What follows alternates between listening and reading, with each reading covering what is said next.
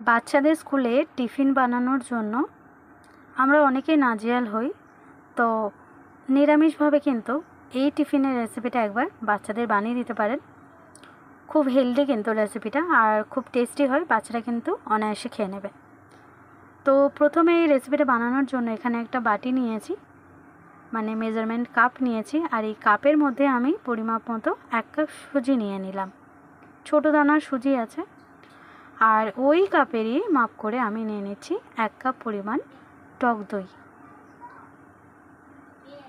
1 cup সুজি আর 1 cup টক দই নিয়ে নিলাম। বাটিটা ধুয়ে সামান্য একটু জল দিয়ে দিচ্ছি, অল্প একটু জল দিয়ে দিচ্ছি।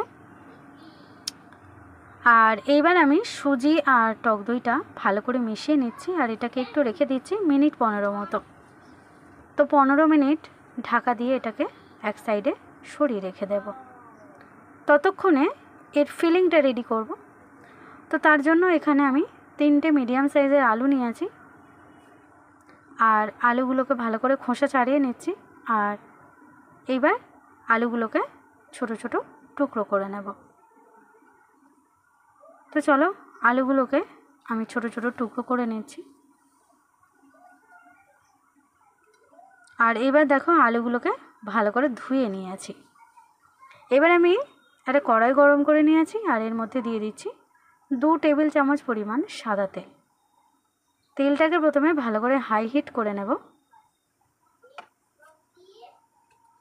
এবার এর মধ্যে দিয়ে দিচ্ছি 1 চুটকি মতো গোটা জিরা, আর দিয়ে দেব 10-12টা মতো কারি পাতা। কারি পাতাগুলো মাঝখান থেকে একটু কেটেও নিয়েছি।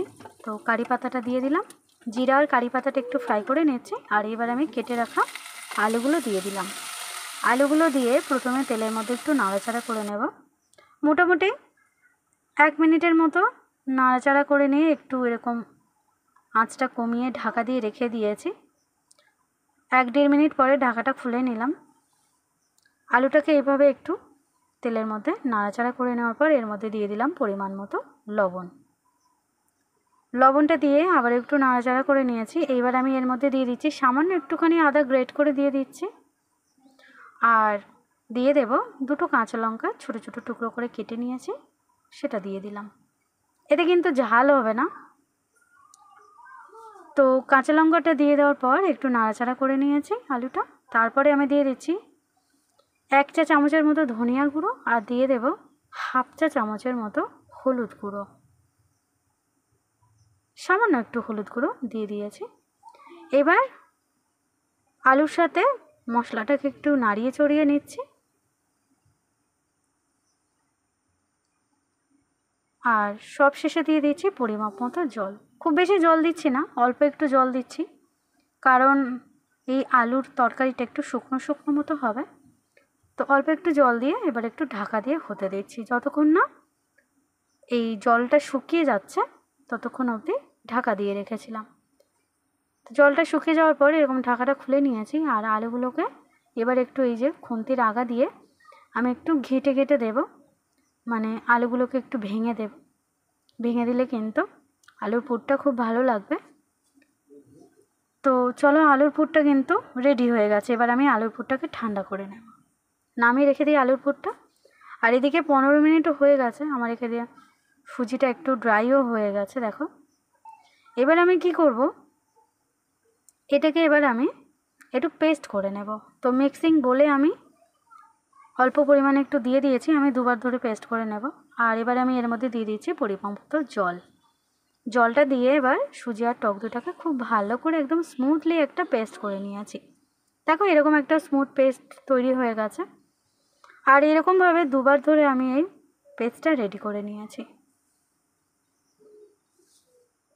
এবার আমি এর মধ্যে দিয়ে দিয়েছি 2 টেবিল চামচ মতো কর্নফ্লাওয়ার, আর দিয়ে দেব পরিমাপ মতো লবণ। একটু লবণ দিয়ে দিচ্ছি স্বাদ অনুযায়ী। লবণ আর এটা মিশিয়ে নেওয়ার পর এর মধ্যে আবার দিয়ে দেবো আমি 2 টেবিল চামচের মতো চিনি। অবশ্যই কিন্তু চিনিটা একটু দিতে হবে, কারণ টক দইটা একটু টক আছে তো নিশ্চয়ই, সেই জন্য চিনিটা দিলে ব্যালেন্সটা ঠিকঠাক হবে। চিনি কম বেশি বাড়িয়ে কমিয়ে দেওয়া যেতেই পারে, কোনো অসুবিধা নেই। তো ব্যাটারটা কিন্তু রেডি হয়ে গেছে। এইবার আমি কড়াই বসিয়ে দিয়েছি, আবারও গরম করে নিয়েছি, আর একটু এরকম তেল ব্রাশ করে দিচ্ছি। আর কড়াইটা গরম হয়ে গেলে যে ব্যাটারটা রেডি করেছিলাম সেটা এরকম হাতায় করে এক হাতা করে দিয়ে দিচ্ছি। যতক্ষণ না ওপরের লেয়ারটা এরকম শুকনো হয়ে যাচ্ছে ততক্ষণ পর্যন্ত কিন্তু এটাকে প্রথমে হতে দেব। আর এরকম যখন ওপরের লেয়ারটা শুকিয়ে যাবে তখন এর উপরে আমি আলুর পুরটা দিয়ে দিচ্ছি। বাচ্চারা যদি সস পছন্দ করে তাহলে এর উপরেও সস দেওয়া যেতে পারে, টমেটো কেচাপ বা সস। এবার এরকম ফোল্ড করে নিচ্ছি। তো ব্যাস এইভাবে একটু উল্টে পাল্টে সুন্দর করে ভেজে সবগুলো নামিয়ে নিচ্ছি। তো ব্যাস তৈরি হয়ে গেলে এরকম একটা ইজি হেলদি একটা টিফিন রেসিপি। আশা করছি বাড়িতে অবশ্যই একবার ট্রাই করবেন বাচ্চাদেরকে দিয়ে। আশা করছি ওরা ভালোবাসবে রেসিপিটা। তো আজ এই পর্যন্তই, আবারও দেখা হবে এরকম আরও অনেক নিত্য নতুন রেসিপি নিয়ে। ততক্ষণ পর্যন্ত সবাই খুব ভালো থাকবেন, আর অবশ্যই করে আমার চ্যানেলটাকে একটু সাবস্ক্রাইব করে আমার পাশে থাকবেন। ধন্যবাদ।